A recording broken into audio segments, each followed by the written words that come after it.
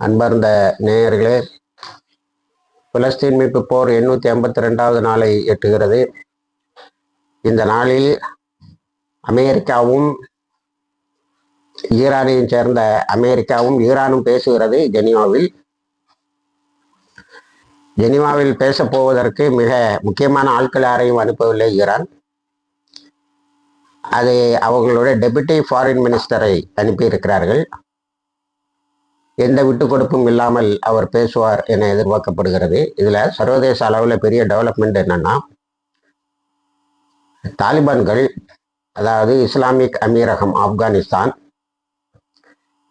இஸ்லாமிய அமீரகம் ஈரானை தாக்கினால் நாங்கள் அமெரிக்காவை தாக்குவோம் என்று அதனுடைய ஆர்மியினுடைய ஸ்போக்ஸ் பர்சன், செய்தி தொடர்பாளர் சிஃபத்துல்லா முஜத்தித் சொல்லியிருக்கிறார். அவர் தன்னுடைய அறிக்கையில் நாங்கள் எங்களால் இயன்ற மட்டும் ஈரானுக்கு உதவி செய்வோம் என்று சொல்லியிருக்கிறார். அது அடுத்தது அவர் சொல்லுகின்ற போதே அதை ஆங்கிலத்தில் மொழிபெயர்ப்பவர்கள் புஷ்து மொழியில் அவர் பேசுகிறார். To the best of the ability we will join and fight for Iran. ஈரானுக்காக நாங்கள் எங்கள் முழு ஆற்றலையும் செலவழித்து சண்டையிடுவோம். அதுல இப்ப தொனிக்கிறது என்னன்னா, இஸ்ரேலுக்கு உள்ளால் பூந்து சண்டையிடுவோம் என்பதும் அடங்குகிறது. ஏனென்று சொன்னால், ஹூத்திஸ் நேற்று ஒரு ட்ரில் நடத்தியிருக்காங்க. அந்த ட்ரில்லுக்கு அல் அக்ஸா ட்ரைனிங் கோர்ஸ் என்று பெயர் வைத்திருக்கிறார்கள். அதில் நிலவழியாக இதுவரைக்கும் மிசில் கொண்டு தாக்கி கொண்டிருந்த அவர்கள் நிலவழியாக எப்படி ஊடுருவது என்பதை ஒரு ட்ரைனிங் கொடுத்துருக்காங்க. அது நிலத்தில் எப்படி தவழ்ந்து போவது என்பதை என்ற ட்ரைனிங் கொடுத்துருக்காங்க. அதுக்கு கிராஸ் பார்டர் ரைட்ஸ்ன்னு பெயர் வச்சுருக்காங்க. அந்த குறிப்பிட்ட பயிற்சிக்கு கிராஸ் பார்டர் ரைட்ஸ் என்று பெயர் வைத்து இருக்கிறார்கள். அதை கேட்டதற்கு சொல்லியிருக்கிறார்கள், டு இன்ஃபில்ட்ரேட் இன்டு இஸ்ரேல், இஸ்ரேலுக்கு உள்ளால் ஊடுருவது, ஸ்பெஷல் ட்ரில்ஸ் அண்ட் ட்ரைனிங். இந்த ட்ரில்ல இன்னும் கொஞ்சம் ஆழமாக என்னன்னா, இந்த மார்க் செட்டில்மெண்ட்ஸ், அதாவது ஒரு பயிற்சிக்காக இஸ்ரேலிய கட்டமைப்புகள் போன்ற கட்டமைப்புகளை ஏற்படுத்தி, அது ஏற்படுத்தியிருக்க குடியிருப்புகள் போன்ற குடியிருப்புகளை ஏற்படுத்தி வைத்திருக்கிறார்கள். அதே போல இஸ்ரேலினுடைய பல்வேறு நகரங்களுடைய கட்டமைப்புகளை ஏற்படுத்தி வைத்திருக்கிறார்கள். அந்த மார்க் ட்ரில் அதுக்குள்ளால பூந்து எப்படி தாக்குறது என்பதையும் கொடுத்திருக்கிறார்கள். ஆக யமன் ஏதாவது ஒரு வழியில் உள்ளே புகுந்து சண்டையிடும் என்பது தெரிகிறது. தாலிபான்கள் பகிரங்கமாக சொல்லாவிட்டாலும் சிபத்துல்லா முஜத்தினுடைய புஷ்து அறிக்கையின் ஆங்கில மொழிபெயர்ப்பு அல்லது அவருடைய பத்திரிகையாளர் சந்திப்பு என்ன சொல்லுகிறது என்று சொன்னால், இஸ்ரேலுக்கு உள்ளால் பூந்து சண்டையிடுவோம் என்று சொல்லுகிறார். இந்த ரெண்டு அறிக்கையும் வந்து கொண்டு இருக்கும் போது ஈராக்கில் உள்ள மஜீத் அஹந்தாஸ் என்பவர் ஒரு அறிக்கை விடுகிறார். ஈராக்கில் உள்ள ஹிஸ்புல்லா அங்கு இருக்கின்ற சன்னி ஃபோர்ஸஸோட சேர்ந்து அவர்களும் இஸ்ரேலை தாக்குவோம் என்று சொல்லியிருக்கிறார்கள். அடுத்தால இதெல்லாம் சேர்த்து தலைப்பு போடக்கூடிய டைம்ஸ் ஆஃப் இந்தியாவில் இருந்து இஸ்ரேலில் வரக்கூடிய மாரியூ யோகாகர்நாத் போன்ற பத்திரிகைகள் என்ன போடுகிறது என்று சொன்னால், Shia and Sunnis join together to fight Israel and America. ஷியாயை சேர்ந்த போராளிகளும் சன்னி பிரிவுகளை சேர்ந்த போராளிகளும் ஒன்று சேர்ந்து அமெரிக்காவுக்கு எதிராகவும் இஸ்ரேலுக்கு எதிராகவும் போராட இருக்கிறார்கள். அப்போ இந்த டெவலப்மெண்ட்ஸ் இதோட சேர்த்து ஹர்முஸ் பகுதியில் இன்னைக்கு ஜெனீவாவில் பேச்சுவார்த்தை நடக்கிறது செவ்வாய்க்கிழமை. ஹர்முஸ் பகுதியில் ஈரான் ஒரு ட்ரில்லை நடத்துது. IRGC, இஸ்லாமிக் ரிபப்ளிக் கார்ப்ஸ் ஒரு பயங்கர ட்ரில்லை நடத்துது. அது அமெரிக்க கப்பல்களை அச்சுறுத்தக்கூடிய அளவில் அது நடைபெறுகிறது. இது எதற்கு என்றால், நீ USS ஜெரால்டை, USS அப்ரஹாம் லிங்கன் எல்லாம் நீ அனுப்புவேன்னு சொன்னா, நாங்களும் அதுக்கு சற்றும் விளைத்தவர்கள் இல்லை என்பதை காட்டுவதற்காகத்தான் இந்த ட்ரில். அதில் கொஞ்சம் அமெரிக்கா தோண்டு போய் இருக்கிறது. இன்றைக்கு காலையில் ரூபியோ மர்டோவிடம் ஒரு கேள்வி, செக்ரட்டரி ஆஃப் ஸ்டேட் வெளிவிவகார துறை அமைச்சரிடம், அமெரிக்காவின் வெளிவிவகாரத்துறை அமைச்சரிடம் ஒரு கேள்வியை கேட்கிறார்கள். அவர் என்ன சொல்கிறார் என்று சொன்னால், உங்களுக்கு அது எப்படி தெரிஞ்சுக்கணும்னா, ஈரானில் இருக்கிறவங்க ரொம்ப ஒரு hot hit and macro Rubio என்ன சொல்றாருன்னா, மார்க்கோ ரூபியோ தன்னுடைய பேட்டியில் என்ன சொல்கிறார் என்று சொன்னால், நீங்க ஈரானை எப்படி புரிஞ்சுக்கணும்னா, அங்க ஒரு தியாலஜிக்கல் ஸ்டேட்டாகவும் இருக்கு. அவங்க அரசியல் சூழ்நிலையெல்லாம் பார்க்க மாட்டாங்க, அவங்க ரிலீஜியன் என்ன சொல்லுதோ அதை தான் செய்யணும்பாங்க.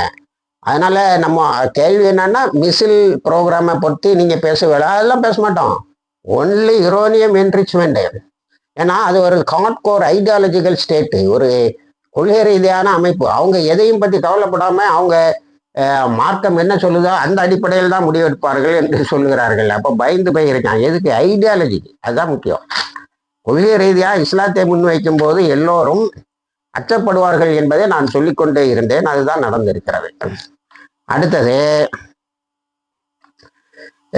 நாம் கவனிக்க வேண்டியது, மார்க்கோ ரூபியோ இந்த அதாவது அமெரிக்காவினுடைய வெளிவிவகாரத்துறை அமைச்சர் இதை ஒரு ஸ்பெஷல் ப்ரோக்ராமா ஏற்பாடு பண்ணியிருக்கார், டு சேவ் அமெரிக்கன் ஃபேஸ். இன்னைக்கு நடக்கக்கூடிய பேச்சுவார்த்தையை அவர் ஏற்பாடு பண்ணியிருக்கிறது அமெரிக்காவினுடைய முகத்தை காப்பாற்றுவதற்காகத்தான் என்று சொல்கிறார்கள்.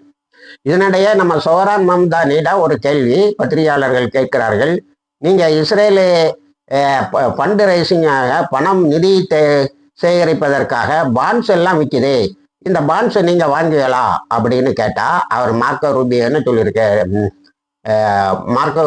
சொல்லியிருக்காருன்னா, இந்த சோரான் மம்தானி, நாங்கள் இஸ்ரேலோட கடத்தை அடைக்கையில் எங்களுக்கு எந்த இதுவும் கிடையாது, நாங்கள் வாங்க மாட்டோம். எனி சாவரின் ஸ்டேட், அது மாதிரி எந்த நாட்டினுடைய கடன் பத்திரங்களையும் நாங்கள் வாங்க மாட்டோம் என்று தெளிவாக சொல்லுகிறார். அதுக்கு இந்த குழுமை இருந்த பத்திரிகையாளர்கள் தேங்க்யூன்னு சொல்றாங்க. அடுத்தது துருக்கியில மொசாதோடைய ஒரு பெரிய கூண்டை உடைத்திருக்கிறார்கள். அதிலிருந்து நிறைய ஆயுதமும் 2015 அவர்கள் இஸ்ரேலுக்காக வேலை செய்கிற தகவல்களும் கிடைத்திருக்கிறது. அந்த பேஜர் மாதிரி உள்ள ஒரு இது வழியா ஹமாஸ் போராளிகளை குறிவைக்கக்கூடிய ஒரு சிஸ்டத்தை துருக்கியில இருந்துட்டு டெவலப் பண்ணியிருக்காங்க. அதை அழித்து இருக்கிறார்கள். அந்த இன்டெலிஜென்ஸ் ஆஃப் துருக்கியினுடைய இன்டெலிஜென்ஸ் அதை அழித்து இருக்கிறது. அடுத்தது, இஸ்ரேலு காலையில பயங்கரமா ஒரு அறிக்கை விடுது. அது என்னன்னா, 60 நாளைக்குள்ளால் ஹமாஸ் ஆயுதங்களை கீழே வைக்க வேண்டும் என்று. ஹமாஸ் உடனே மறுத்திருக்கு. எந்த மீடியேட்டர்ட்டையும் நாங்கள் வாக்கு கொடுக்கல, எங்கேயுமே வாக்கு கொடுக்கல, எத்தனை நாளானாலும் ஆயுதத்தை கீழே வைக்க மாட்டோம் என்று சொல்லியிருக்கிறார்கள்.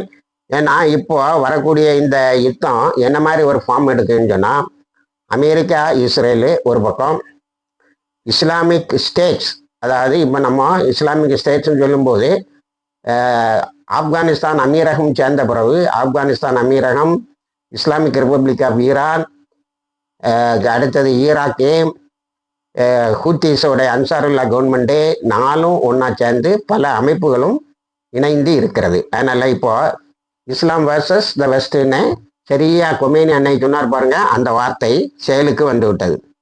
அடுத்தது, வெஸ்ட் பேங்க்ல இவனுடைய கெடுபிடிகள் நடைபெறுகிறது. வெஸ்ட் பேங்க்ல இப்போ ஜோர்டானுக்கு சொந்தமான இடத்துல எல்லாம் ரெஜிஸ்டர் பண்ணிக்கலாம் அப்படின்னு கொண்டு வந்துட்டான். இமாம், தலைமை இமாமை அல்-அஸ்கா பள்ளிவாசலுக்கு உள்ளால போறதுக்கு தடை விதித்து இருக்கிறான். 6 மாதத்துக்கு அவர் அல்-அக்ஸா ஏரியாவில் போகக்கூடாதான். ரமலானுக்காக பயங்கரமான ஏற்பாடுகள். ட்ரோன்ஸ், அதாவது ட்ரோன்ஸில் வேவு பார்க்கறதுக்கு 24 மணி நேரமும் நாளையிலிருந்து, ரமலான் தொடக்கத்தில் இருந்து அவர்கள் மேலே வேவு பார்க்கறதுக்கு அனுப்புவதாக சொல்கிறார்கள். அது ஒரு பெரிய த்ரெட் இருக்கு. ஆனால் போராளிகள் 24 மணி நேரத்தில் 22 சண்டைகளை போட்டு இருக்கிறார்கள் என்பதை பாலஸ்தீனன் இன்ஃபர்மேஷன் சென்டர் நமக்கு சொல்லுகிறது.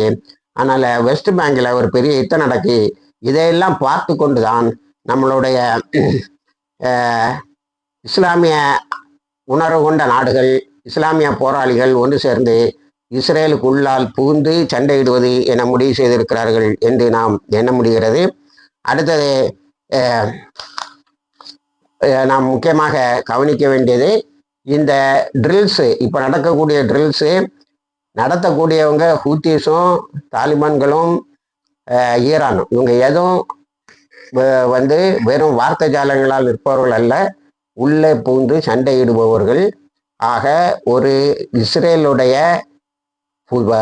இஸ்ரேல் நாட்டுக்குள்ளால் பூந்து ஒரு யுத்தம் நடத்த இருக்கிறார்கள் என்பது தெளிவாகிறது. அதற்கான பயிற்சிகள் எடுக்கப்படுகின்றன. இந்த பயிற்சியெல்லாம் இன்னைக்கு அமெரிக்கா நடுங்க வைத்திருக்கிறது. இன்னைக்கு பேச்சுவார்த்தையில அந்த டேபிளுக்கு முன்னாடி உட்காரும்போது ரொம்ப கெத்தோட ஈரானுடைய பிரதிநிதி அமர்வார். அவர் பெரும்பாலும் எதுவும் விட்டு கொடுக்க மாட்டார். அப்படி விட்டு கொடுத்தா கொஞ்சம் எரோனியா என்ரிச்மெண்ட்டை கொஞ்சம் முன்ன பின்ன வைக்கிறான். ஆனால் பொருளாதார தடைகள் நீக்கப்பட வேண்டும் என்று பொருளாதார தடையில் இருந்து அவங்க வெளியில வரலாம். இதுக்கிடையில ஈரானுக்கு ஒரு 2 ஜாக்பாட் அடிச்சிருக்கு. ஒன்று, ஒரு டனல் தோண்டிட்டு இருக்கும் போது அதுக்குள்ளால நிறைய தங்கமும் இன்னும் ப்ரிசைஸ் மெட்டீரியல்னு சொல்லுவாங்க. எந்த அளவுக்கு தங்கமும் இன்னும் விலைமதிப்பற்ற பொருட்களும் கிடைத்திருக்கின்றன என்று சொன்னால், இது அதனுடைய ஆயில் எக்ஸ்போர்ட்ல பெரிய அளவில் எண்ணெய் ஏற்றுமதியில் பெரிய அளவில் சார்ந்திருக்க வேண்டாம் என்ற நிலையை உருவாக்கக்கூடிய அளவுக்கு தங்கமும் இதர உலோகங்களும் கிடைத்திருக்கிறது என்று சொல்லுகிறார்கள். அதுபோல ஈரானுடைய எக்ஸ்போர்ட் இவ்வளவு கடிபிடிக்கும் இடையில 30% டு ஓமனுக்கு அவங்களுடைய ஏற்றுமதி 30% அதிகரித்திருக்கிறது. இப்படி ஈரான் ஒரு பக்கம் தன்னுடைய பொருளாதார நெருக்கடியில் இருந்து வெளியே வருவதற்கு அது முயற்சி செய்கிறது. எனக்கு தெரிஞ்சு அல்லாவும் உதவி செய்திருக்கான். இந்த கோல்டு மைன் அவங்க கண்டுபிடித்ததில் இருந்து இணைந்திருங்கள். இப்படி ஒரு பெரிய உலக மாற்றம் நடந்து கொண்டிருக்கிற தகவல்களை தருகிறோம். வாக்கிருதவா நான் அல்ஹம்துலில்லாஹி ரபில் ஆலமீன்.